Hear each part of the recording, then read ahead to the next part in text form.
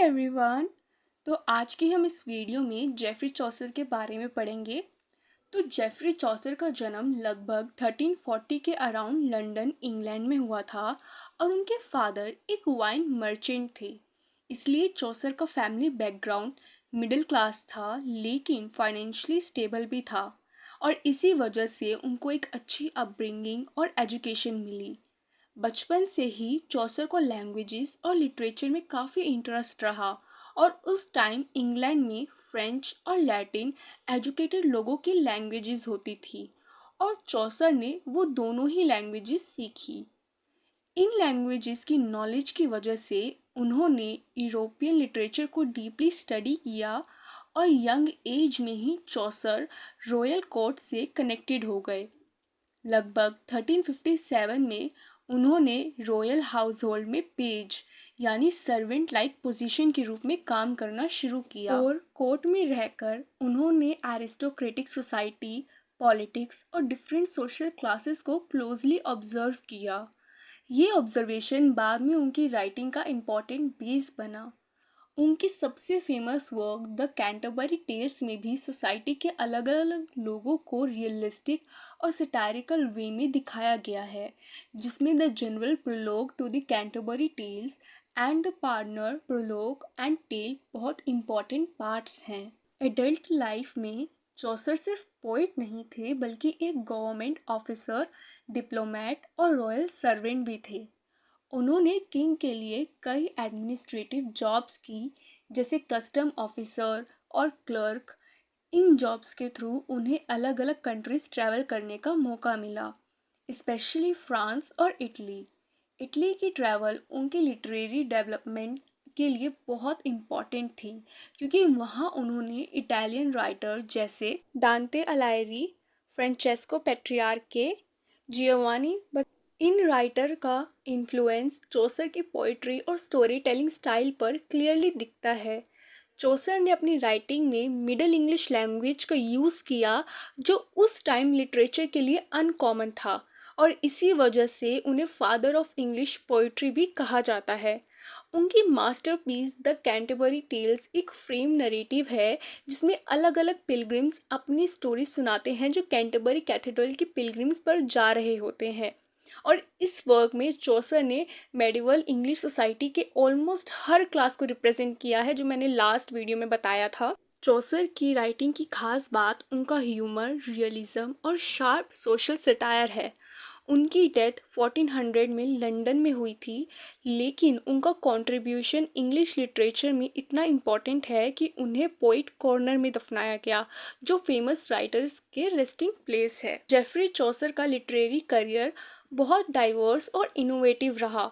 उन्होंने अलग अलग जेनरेस में लिखा, जैसे पोएम, टेल्स, ड्रीम विजन्स और मोरल स्टोरीज। चौसर ने अपनी क्रिएटिविटी से लैंग्वेज और स्टाइल को मॉडर्न बनाया और अलग अलग करेक्टर्स के डायलॉग और पर्सनालिटीज़ को नेचुरल और रियलिस्टिक बनाया।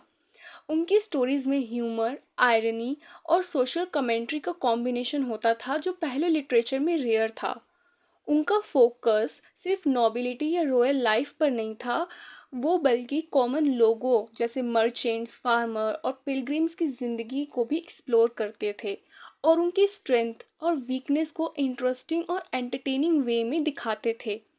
चौसर ने अपनी राइटिंग में स्टोरी टेलिंग टेक्निक्स भी इनोवेट की, जैसे फ्रेम नरेटिव का यूज़ द कैंटरबरी टेल्स में हुआ, जिसमें अलग अलग लोग अपनी स्टोरी सुनाते हैं। चौसर की राइटिंग का एक और इम्पॉर्टेंट फीचर उनका करेक्टराइजेशन और मोरल इंसाइट है। हर करेक्टर का अपना पर्सपेक्टिव, एम्बिशन और फ्लॉज दिखते हैं, जिसे रीडर सोसाइटी और ह्यूमन नेचर को डीपर लेवल पर समझ पाते हैं। उनका स्टाइल सिंपल येट इफ़ेक्टिव था और ये उनकी राइटिंग्स को रीडेबल और रिलेटेबल बनाता था, जो कॉमन लोगों और एजुकेटेड क्लास दोनों के लिए अपीलिंग था। Next, the middle ages and change. Geoffrey Chaucer के टाइम का पीरियड लेट मिडल एजेस था और इस समय सोसाइटी में काफ़ी बड़े चेंजेस हो रहे थे। पहले मेडिवल सोसाइटी बहुत स्ट्रिक्ट और फिक्स सिस्टम पर चलती थी, जिसमें हर क्लास का एक डेफिनेट पोजीशन होता था। लेकिन 14th सेंचुरी में पॉलिटिकल, सोशल और इकोनॉमिक चेंजेस आने लगे और लोगों की सोच में भी बदलाव आया और सोसाइटी को देखने का नज़रिया बदलने लगा। इसी वजह से लिटरेचर में भी रियलिज्म आने लगा, जहाँ राइटर्स ने सोसाइटी के अलग अलग क्लासेस और उनकी रियल लाइफ को दिखाना शुरू किया। Next, the political front. Political level पर भी इंग्लैंड में इंस्टेबिलिटी थी। इस पीरियड में इंग्लैंड और फ्रांस के बीच 100 ईयर वॉर चल रही थी। ये वॉर बहुत लंबी टाइम तक चली और इसने कंट्री की इकोनॉमी और सोसाइटी दोनों को ही अफेक्ट किया। वॉर की वजह से टैक्सेस बढ़ गए और कॉमन पीपल पर फाइनेंशियली प्रेशर पड़ने लगा।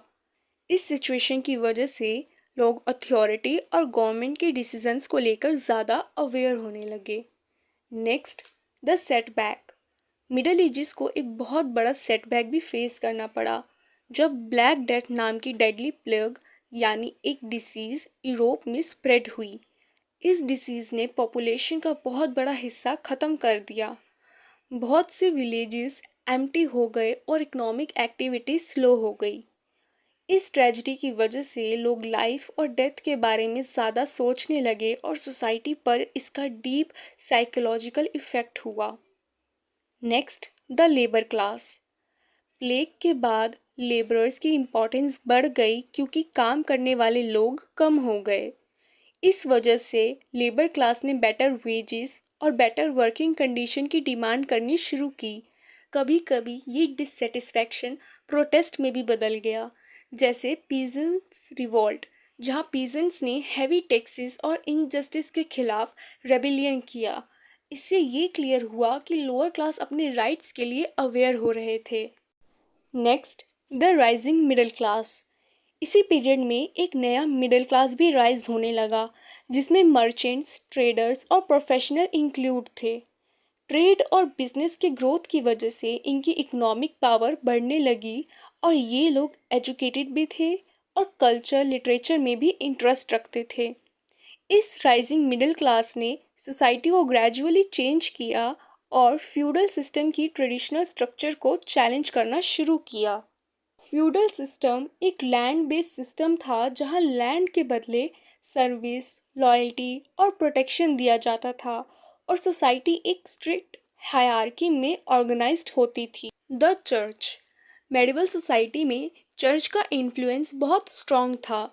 रिलीजन लोगों की डेली लाइफ का इम्पोर्टेंट पार्ट था और चर्च एजुकेशन और मोरालिटी पर भी कंट्रोल रखता था। लेकिन चौसर के टाइम पर कुछ चर्च ऑफिशियल्स पर करप्शन और मिसयूज ऑफ पावर के एक्यूजेशन भी लगने लगे। इसी वजह से राइटर्स और थिंकर्स ने चर्च के कुछ प्रैक्टिसेस को क्रिटिसाइज भी किया। ये criticism clearly the Canterbury Tales में भी दिखाई देता है। Spread of literature.